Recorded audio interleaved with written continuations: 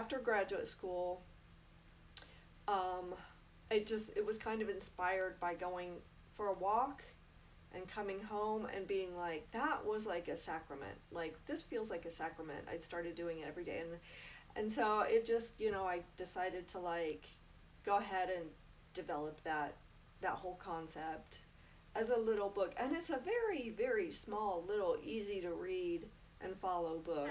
Yes, it is.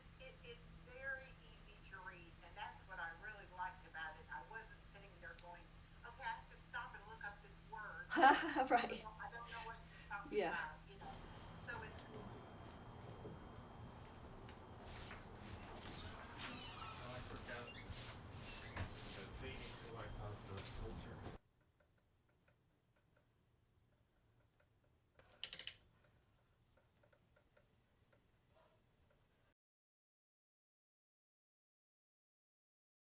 I'm sitting outside. It's June 2nd, and it's kind of overcast. I'll show you around in just a second. I'm back here in my new little. This is what was the smoking den back in the winter. Now it's just sort of my gauzy little fairy den. And I'm just really, I'm not sure what to talk about, but I wanted to make a video welcoming everyone to June, and maybe talking about everything that has become so divisive and intense these days. Um,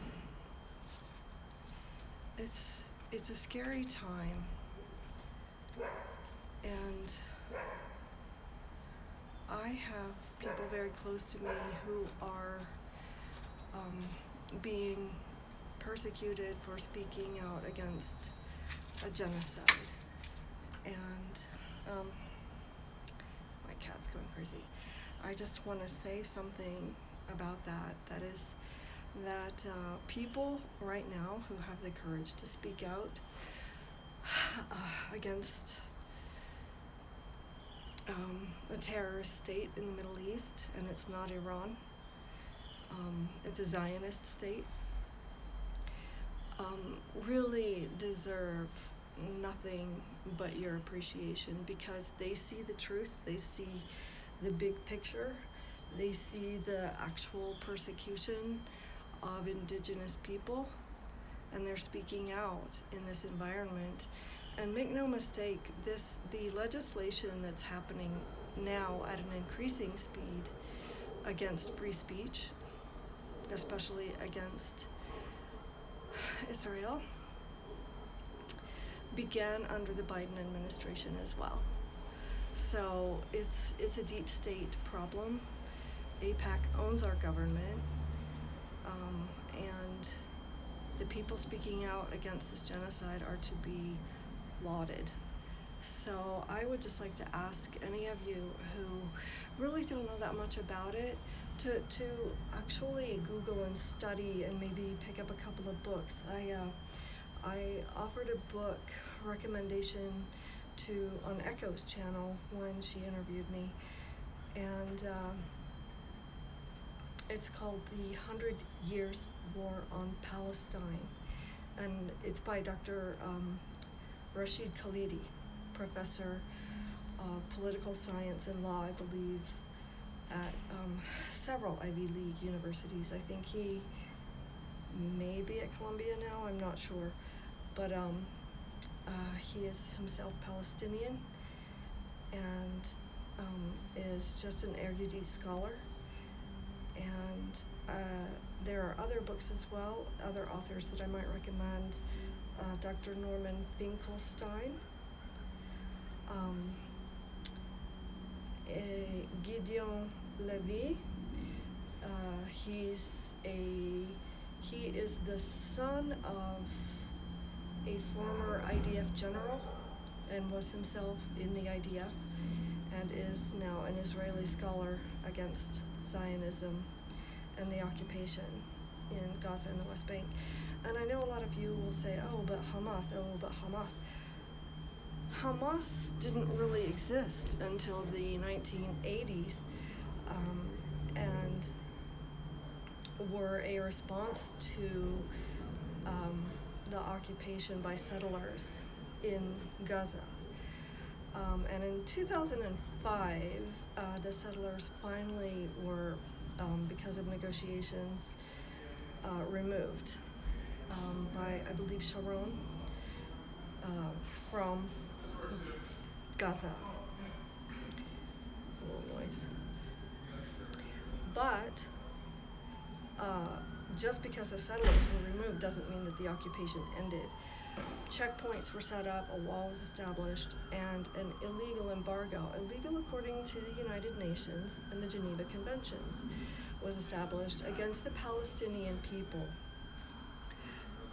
So, a lot of noise. And so, since 2005, Israel has been in control of every single calorie, every single thing that moves in and out of Gaza.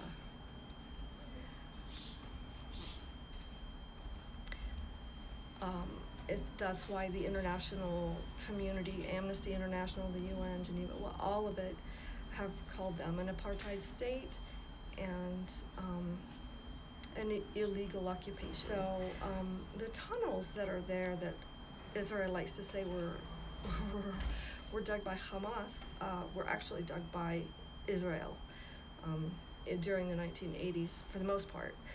But they were used by Hamas to bring in food and medicine, things that were denied to them. So a black market moved through there. Yes, they are armed, they are militant, but they weren't always. For a long time, they were simply an aid organization, and then when the people in the West Bank decided, you know what, I'm not positive about this, so let me just refer you back to the scholars who write on this topic. Wait, there's a lot of So, the bottom line is they've been under an illegal siege since 2005 with literally everything controlled other than what comes through their black market. And they still have a beautiful community. Okay, that's what I was saying, is prior to 2005, they were basically the government.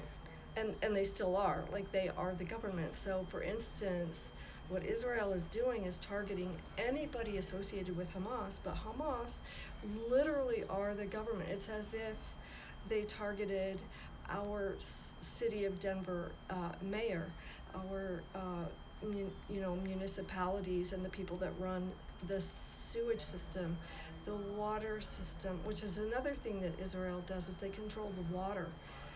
They control the desalination plants. Okay.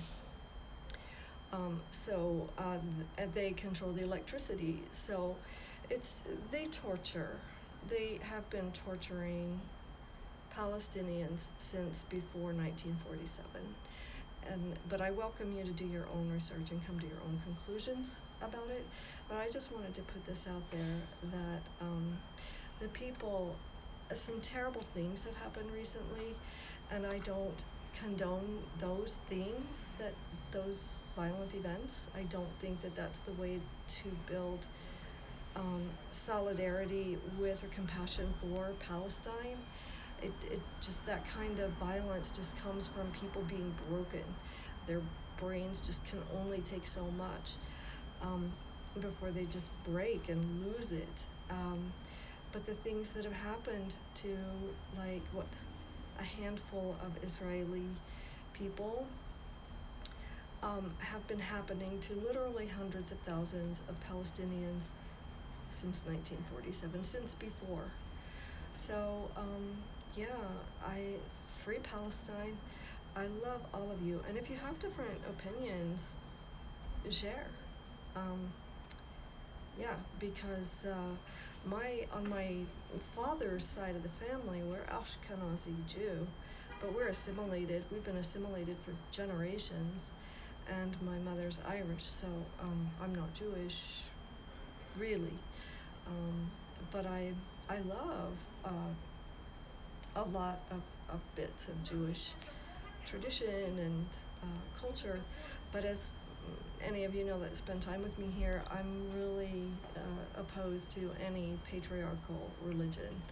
Any religion of the book, like, I will respect you, I guess, but it to me just feels false and very, like, you can't prove it. Like, and not that I need proof of anything, but that, like, keep it out of our government, keep it out of our legislation, live it in your heart, and truly, like, walk the talk, you know. Our people in government that call themselves Christians need to be feeding the poor.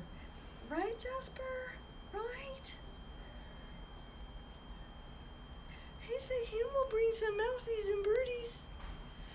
Oh, I shouldn't be kidding, but, like, seriously, yeah, so it's to argue for Palestinian freedom is not anti-Semitic. And the whole bit of rhetoric that tries to put that out there is just so disingenuous, especially since so much of it comes from people who are genuinely anti-Semitic, like Elise Stefanik, the Republican. I think she's a congresswoman. I don't think she's a senator. I don't. She's so disgusting.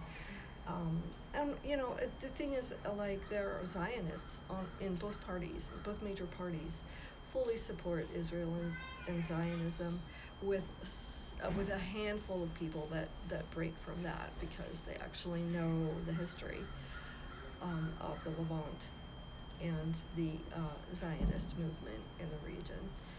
So yeah, that was my one hard thing that I wanted to talk about. Thank you. Thank you for being here.